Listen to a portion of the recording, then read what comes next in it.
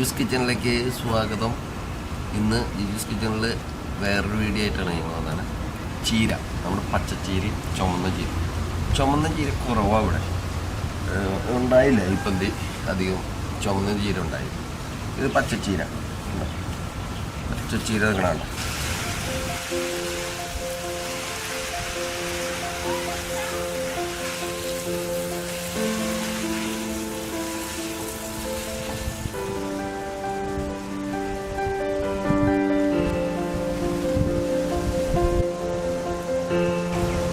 ഇതാണ് ഞങ്ങൾ ചീര.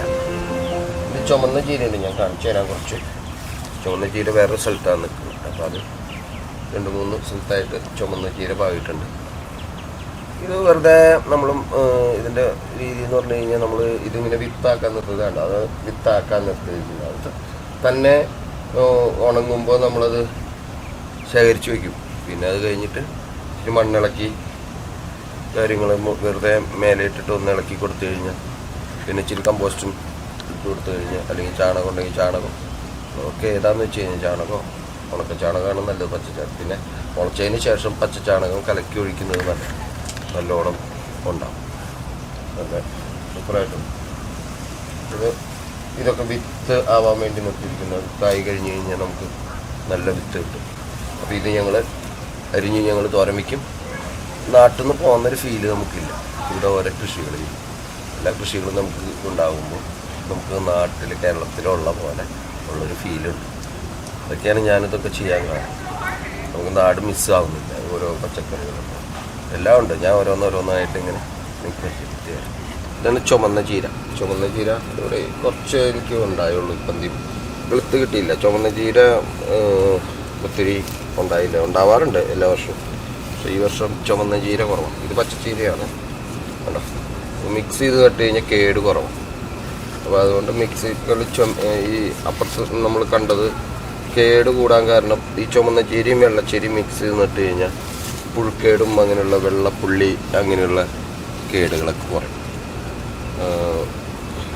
അപ്പോൾ അതുണ്ടെങ്കിൽ മിക്സ് ചെയ്ത് നടുക.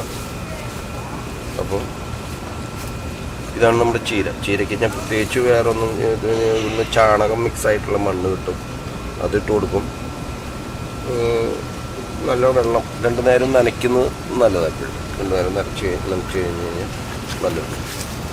ഇതാണ് നമ്മുടെ ചീര ഒത്തിരി നല്ലതാണ്. നമുക്ക് ഒത്തിരി പോഷക ഗുണമുള്ള സാധനമാണ്.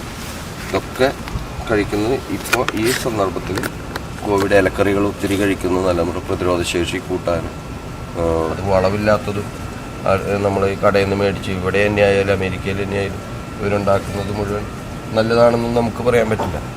നമുക്ക് നല്ല ഫ്രഷ് സാധനമാണ് കിട്ടണമെന്നൊന്നും നമുക്ക് ഗ്യാരണ്ടി ഒന്നും പറയാൻ പറ്റില്ല. അപ്പോൾ അതുകൊണ്ട് തന്നെ നല്ല കൃഷി നമ്മൾ ചെയ്ത് ഓർഗാനിക്കായിട്ട് നമുക്ക് ചെയ്തിട്ട് ഇങ്ങനെയുള്ള ചിലതൊക്കെ ഉണ്ടാക്കി കഴിച്ചാൽ നമുക്ക് നല്ലത്, നമ്മുടെ മക്കൾക്കും നല്ലത്. അവർക്കത് പറഞ്ഞു കൊടുക്കാൻ പറ്റും. അമേരിക്കയിൽ ഇരുന്നുകൊണ്ട് നമ്മുടെ നാട്ടിലെ കൃഷിയെക്കുറിച്ച് അവർക്ക് പറഞ്ഞു കൊടുക്കാൻ പറ്റും. അവർക്ക് കാണാൻ പറ്റും, അവർക്ക് ആസ്വദിക്കാൻ പറ്റും.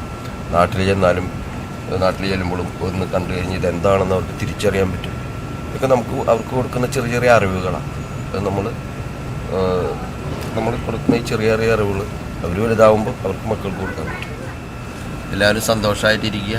നല്ല ഈ കോവിഡ് കാലത്ത് സ്വസ്ഥമായിട്ടിരിക്കുമ്പോൾ ഇങ്ങനെയൊക്കെ എന്തെങ്കിലുമൊക്കെ ചെയ്തിരുന്നാൽ നമുക്ക് നല്ലതാണ്. എല്ലാവർക്കും ഈ കോവിഡ് കാലത്ത് നല്ലത് വരട്ടെ. ആർക്കും അസുഖങ്ങളൊന്നും വരാതിരിക്കട്ടെ.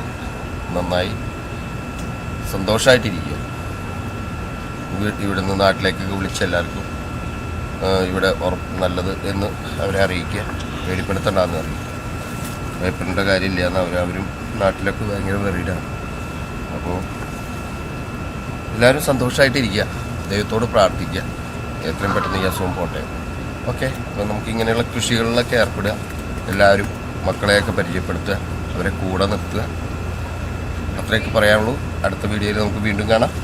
അടുത്തൊരു വെജിറ്റബിളുമായിട്ട് നമുക്ക് വീണ്ടും കാണാം. Okay, by.